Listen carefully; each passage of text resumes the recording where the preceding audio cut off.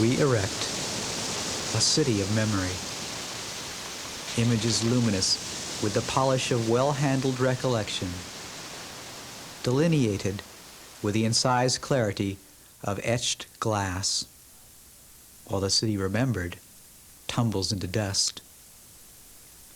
All men view their times this way, the older replaced by the younger growing older, a dynasty, a magic lineage of ghosts, the lingering resonance of the past evoked in the rusting symmetry of worked iron and the sinuous curve of carved scrollwork. The elegance cowers beneath peeling paint. Light is heroically colored by grime-encrusted glass. The wrecker's ball strikes at the heart.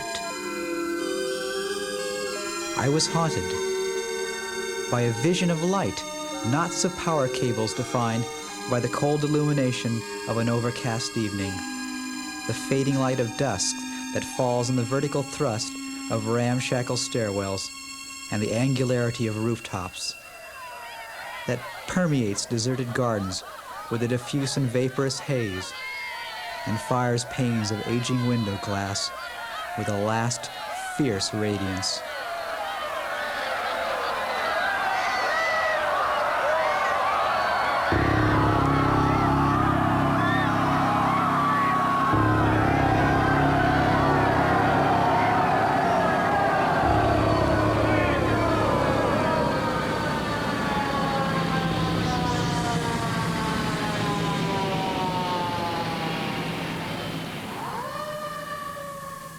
When memory fails, all that remains is the fragmentary evidence, the faded snapshots and dime store journals, the detritus of time, artifacts in cardboard boxes and Woolworth trunks, the ragged handbills proclaiming forgotten events and the excitement of the millennium that failed.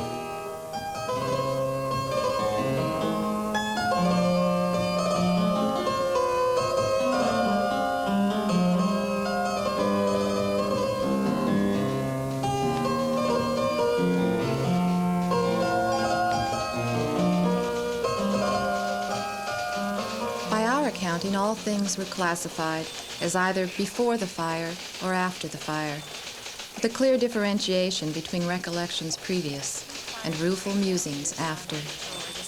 But even later, with four walls City Lights books, the three writers pooled cigarette money to buy an ancient Olivetti typewriter and began to religiously route their mail through the drop that City Lights maintained as a courtesy for transient literati. Simple prestige by association, said Linda, who never used anything but acrylic address. Pausing now and then to brush a lock of hair from her eyes and laugh. She did it for months, a quiet amusement that she always blamed on those ridiculous fire trucks. to nature became a perilous undertaking.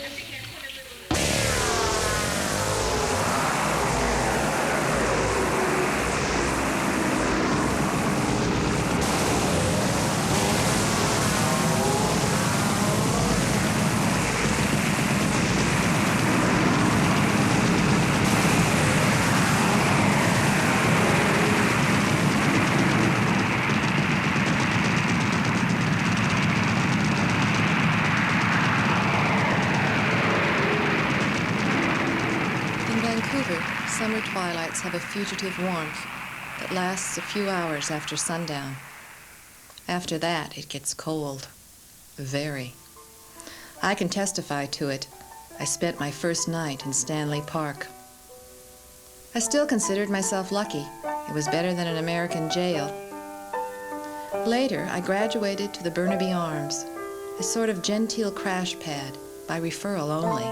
Friends of friends only need apply. Ostensibly, there were 4 renters in the apartment. By actual count, there were 12. There was a kitchen on the top floor, long and narrow, overlooking 4th Avenue and the street surface below.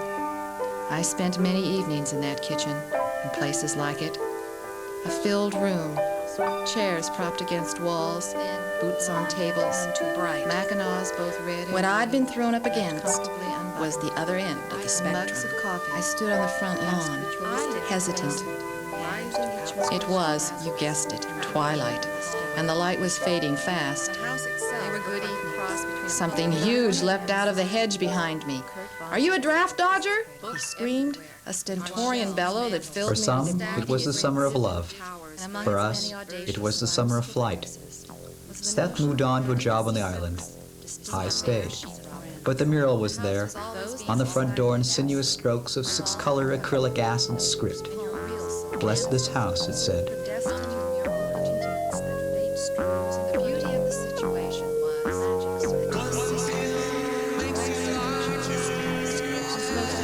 Rick Griffin, Mouse, the free-form dancing, or an expression of a state of mind, neo-art nouveau wall paintings, a pulsing sound, flashing lights, gyrating hippies, people leaning out the balconies to ogle the street traffic below, Harleys lined up around the block.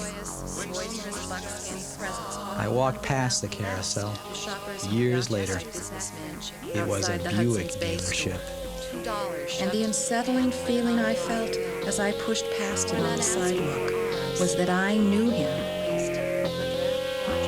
"These are good people," Seth, said, as he thrust a scrap of paper into my open palm. "Treat them right." I peered over the rim of my cup, through the wisp of steam at my benefactors.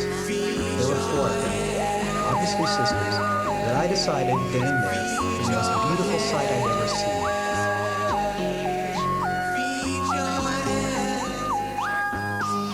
We felt the hot urgency of change, held hands at the world's beginning, ran trembling fingers over a world new made. But history supersedes and devours the Dreamtime. The sprawling tribes and the fierce exultation have given way to faint white lines of scars and the judgment of history, which calls us fools. Beneath the unshiftable weight of history lie the wreckage of our ideals. Expectations, roughly shattered, are our legacy. But for you, I make a declaration and say our faith in each other was valid.